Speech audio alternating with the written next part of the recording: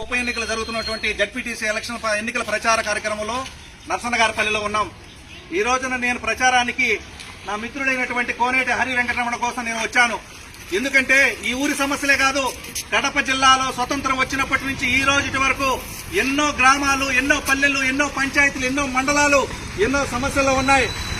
ముఖ్యంగా మనకున్నటువంటి కడప జిల్లాలో మొట్టమొదటి సమస్య గల్ఫ్ సమస్య. ఈ రోజుకి మన ఆడవాళ్ళు మన ఆడవాళ్లు కువైట్ దేశాలకు వెళ్లి అక్కడ కష్టాలు పడుతూ వాళ్ళకి సరిగా జీతాలు ఇవ్వక, కొన్ని నెలల్లో సరిగా తిండి పెట్టక, జీతాలు అడిగితే కొట్టి వాళ్ళ లోపల పెట్టి ఎన్నో హింసించిన రోజులున్నాయి. ఇప్పుడంటే మనకు ఫోన్లు వచ్చినాయి కాబట్టి వాళ్ళ కష్టాలు వీడియోల ద్వారా తెలియజేస్తే కొంతవరకు మన వాళ్ళు కువైట్ లో మన తెలుగు వాళ్ళు అక్కడికి వెళ్లి డ్రైవర్లుగా కంపెనీలో పనిచేసే వాళ్ళు తెలుగు సేవా సంఘాలు పెట్టి అటువంటి కష్టాలు ఉండే వాళ్ళకి ఒక టికెట్లు తీసేయడం కానీ, వాళ్ళకి ఏదైనా పెనాల్టీ ఉంటే పెనాల్టీ కట్టడం కానీ, మన తోటివాడే మన పేద బిడ్డే కువైట్ లో ఎక్కడో డ్రైవర్ గా పనిచేసుకున్నటువంటి ఇక్కడ మన తెలుగు వాళ్ళు ఆడవాళ్ళు ఎవరన్నా పని మనిషి ఇళ్లలో ఉంటే వాళ్ళకు వాళ్ళ డబ్బులు సాయం చేసి టికెట్లు పెట్టి పంపించే పరిస్థితులు ఈ రోజున్నాం చూస్తున్నాం. ఇప్పటికీ కూడా ఆడవాళ్లు కువైట్ దేశాలకు పోయి వాళ్ళ మానవ ప్రాణాలకు రక్షణ లేదు. నా కళ్ళారా చూసి అక్కడ 18 ఏళ్ల కువైట్ లో ఉన్న జీతాలు ఇవ్వకుండా మానసికంగా వాళ్ళ మానాలు దోచుకున్నారు. వాళ్ళ కోసం పోలీస్ స్టేషన్ల సంఘటనలు ఉన్నాయి. కువైట్ లో పోలీస్ స్టేషన్ కి వెళ్లి కొట్టాడాలంటే అంత ఆషామాషి కాదు.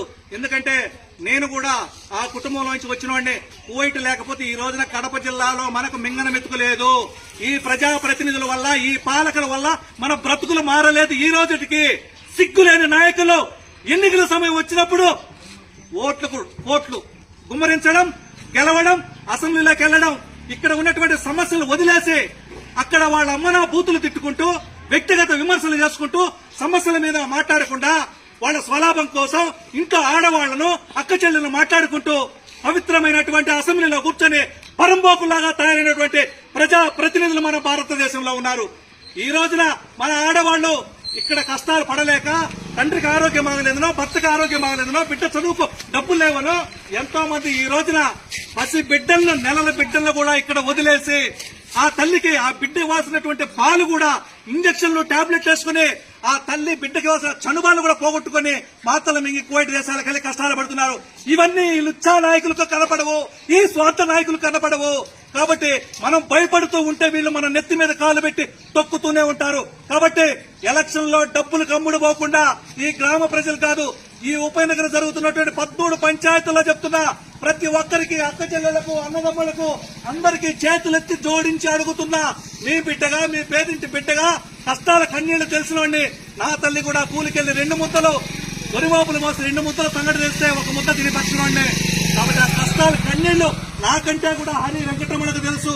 ఎవరికైనా బాధ ఉన్నది అంటే, కష్టం వచ్చిందంటే భయపడకుండా అవతల ఉన్నవాడు వాడు ఎమ్మెల్యేనా, మంత్రి, లేకపోతే వాడు పెద్ద జమీందారు కొడుకాన్ని చూడకుండా పేదవాడి పక్షాన నేనున్నాను అంటూ ఎవరికి భయపడకుండా న్యాయ వైపు నిలబడే దమ్మున్నటువంటి కోనేటి హరి వెంకటరమణ.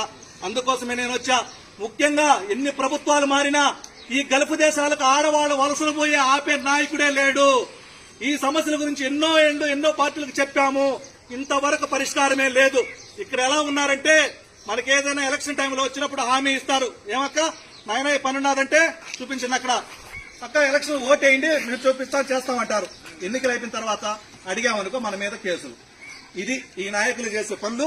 వీళ్లకు ఉన్నటువంటి మానవత్వం ఏంటంటే, అయ్యా ఎన్నికల ముందు చెప్పారు కదా, ఓట్లేసాం కదా, గెలిచారు కదా, మరి మా సమస్య తీర్చండి మహానుభావం అంటే నన్నే ప్రశ్నిస్తావా, నన్నే అడిగే దమ్ముందంటా నీకంటూ మన మీద తప్పుడు కేసులు పెట్టడంలో నెంబర్ 1 స్థానంలో మన ఆంధ్రప్రదేశ్ నాయకులు ఉండడం సిగ్గుచేటు అని చెప్పేసి కూడా ఈ వీడియో ద్వారా తెలియజేసుకుంటూ, కాబట్టి ఇటువంటి పరిస్థితులు పోవాలన్నా మన ఆడవాళ్ళ మానవ రక్షణ గల్ఫ్ దేశాల్లో పోయి వాళ్ళ సేటుకు అరబ్ షేకుల కింద నలిగిపోకుండా వాళ్ళ మానవ ప్రాణాలకు రక్షణ కావాలన్నా వాళ్లకు ఉపాధి కలిగించడానికి ఇక్కడ పరిశ్రమలు తీసుకురావాలి. ఈ రోజు ఉచితాల పేరుతో ఉచిత పథకాలను ఇచ్చి ప్రజలను మభ్యపెట్టి కరెంటు రూపంలో, ఇంకొక రూపంలో, గ్యాస్ రూపంలో మన మీద ఆ డబ్బును దండుకుంటూ మనల్ని మోసం చేస్తున్నారు. అమ్మఒడి అంటారు, ఎల్కేజీ నుంచి పీజీ వరకు ఉచిత విద్య అంటారు, మళ్ళా అమ్మఒడి అంటారు, బొమ్మఒడి అంటారు, సాయంత్రానికి నానబుడ్డికిలోంచి ఆ డబ్బులు లాగేసుకుంటున్నారు. కాబట్టి ఇలాంటి నీచమైన పాలకులు పోవాలి అంటే డబ్బులు ఖర్చు పెట్టకుండా పేదవాడి కష్టం విలువ తెలిసినాడు కోనేటి హరి వెంకటరామ్ లాంటి వ్యక్తి గెలవాలి. అటువంటి వ్యక్తిని గెలిపించుకోవాలి మనం. మరొకసారి చివరిగా 13 పంచాయతీల్లో, ఒంటిమిట్లో ఉన్నటువంటి 13 పంచాయతీల్లో మీరందరూ కూడా మీ పవిత్రమైన ఓటును మన ఓటును, మనందరి ఓటును బీరువా గుర్తుకు ఓటు వేసి అత్యధిక మెజారిటీతో మిత్రుడు కోనేటి హరి వెంకటరమణ గెలిపించుకోవాలని చెప్పేసి మిమ్మల్ని అందరినీ శిరస్సు వంచి మనస్ఫూర్తిగా కోరుకుంటూ క్లాప్స్ కొట్టండి.